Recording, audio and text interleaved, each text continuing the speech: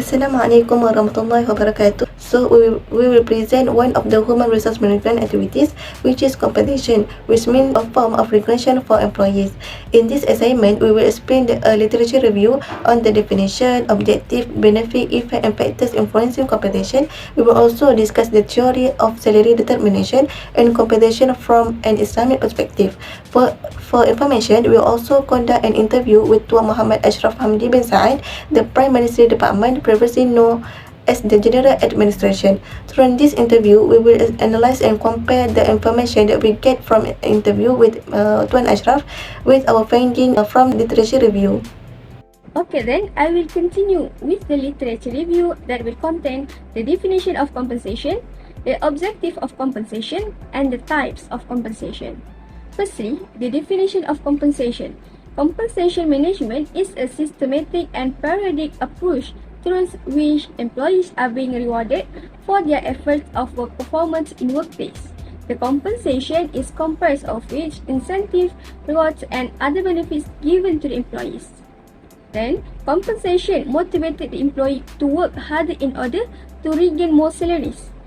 The objective of compensation is to develop skills and personality of employees by which they can earn better and attractive compensation to obtain the ability and efficiency employees and retain higher performing employees.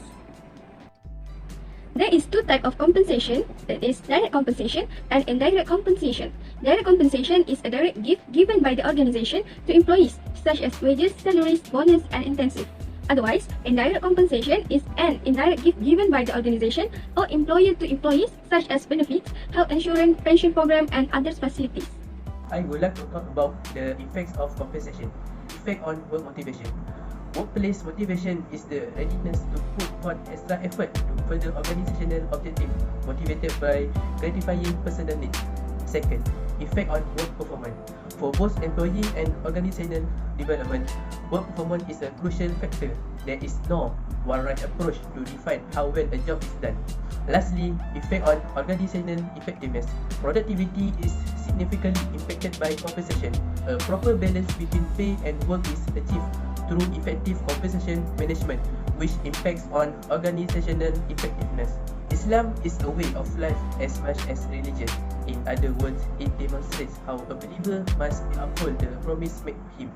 In the case of Islam and work, it clarifies the worker's responsibilities toward his or her work is specific and employee or employee in general.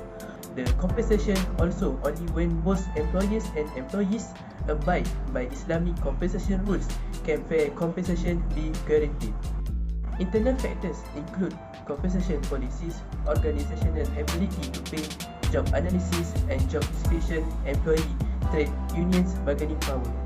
External factors include demand and supply of labor, cost of living, society, labor unions, legislation, economy, and compensation survey. Traditional theory of wage determination. According to the convention theory of wage determination, the equilibrium wage rate is explained by market forces of supply and demand. Theory negotiated wage states that one element influencing wage is the bargaining power of organized labor. Lastly, signaling theory. According to this theory, employers were more ready to pay more for candidates who possess credentials such as degrees, certification, and diploma. Next, I will present about data from interview. Our group chose the positions of the Prime Minister or Jabatan Perdana Menteri as the subject for our assignment. So here, I will briefly explain the data we gathered during the interview session.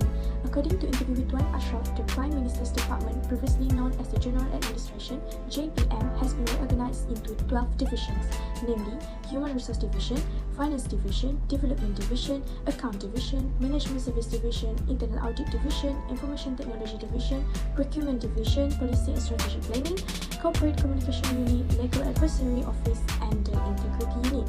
Next, the visions of this organization is dynamic and progressive service delivery leader, while the missions is meeting customer expectation through efficiency, accurate, and integrity governance, and the objectives is to determine the management of human resource, finance, development, accounting, and management service implemented in accordance with current policies.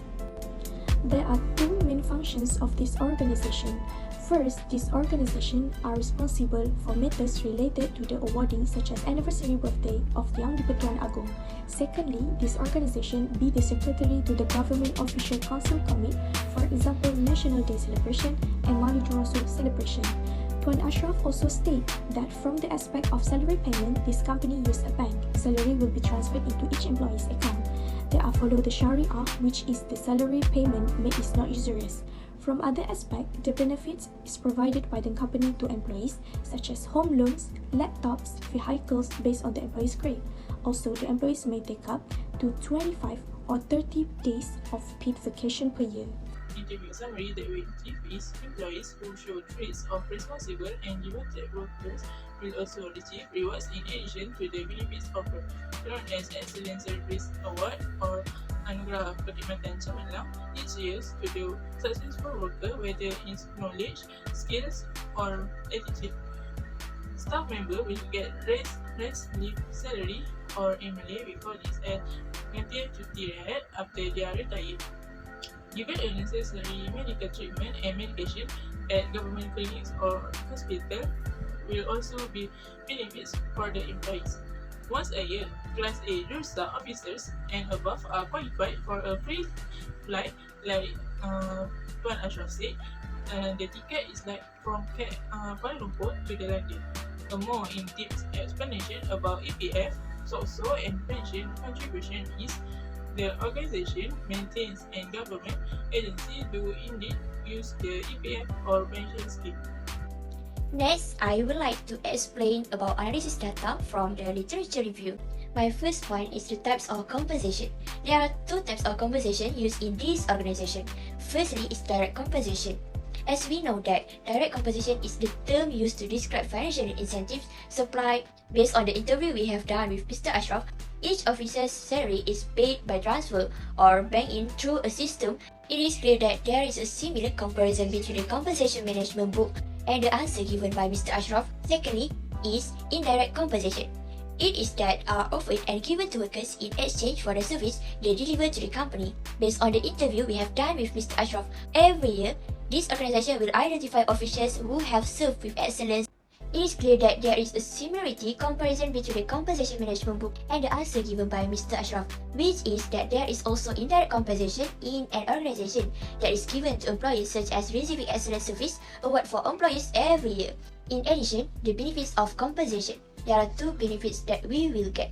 Firstly, vacations and holidays. Most business provides advantage for vacation time, averaging 8 paid holidays off. Based on the interview, according to Mr. Ashraf, the holiday will be given to every government official according to the recruitment date. It is clear that there is a comparison similarity between the Human Resource Management book and the answer given by Mr. Ashraf in the interview. Secondly, sick leave. An employee may use up to 60 days of sick leave each year if he has to be hospitalized. Based on the interview, according to Mr. Ashraf, every official in his organization gets free treatment facilities at any government hospital. It is clear that there is comparison similarity between the Human Resource Management book and the answer given by Mr. Ashraf in the interview, stating that every employee has a sick leave that has been set by the government in every organization. I would like to share about Islamic perspective in compensation. Firstly, Islam also encourages that paychecks are not overly delayed to ensure that workers obtain a suitable income. Workers can earn equitable compensation. Secondly, the company does not engage in any form of usury and abide by the Sharia, the law set by religion. Third, from an Islamic perspective, every action taken within the organization should be done fairly. And finally, usury should never be employed by any company as it would cause issues between employer and employees. In conclusion, all managers need to play a role in motivating their employee to achieve organizational goals. Therefore, compensating employee is one way to motivate them, and it is not necessarily in the form of monetary reward. For example, in the Prime Ministry Department itself, the compensation they provide is given to employees who demonstrate responsibility and dedication. From the interview we conduct in this organization with Tuan Ashraf, we found similarities between the literature review and the practice implemented in the organization in terms of compensation management, including direct compensation, benefit, and employee recognition. Therefore, Compensation is essential for employees, as when they are satisfied with the compensation provided by the company, their job performance also improves. So leader or manager need to maintain employee satisfaction by providing compensation as a means of motivating them and creating a positive work environment.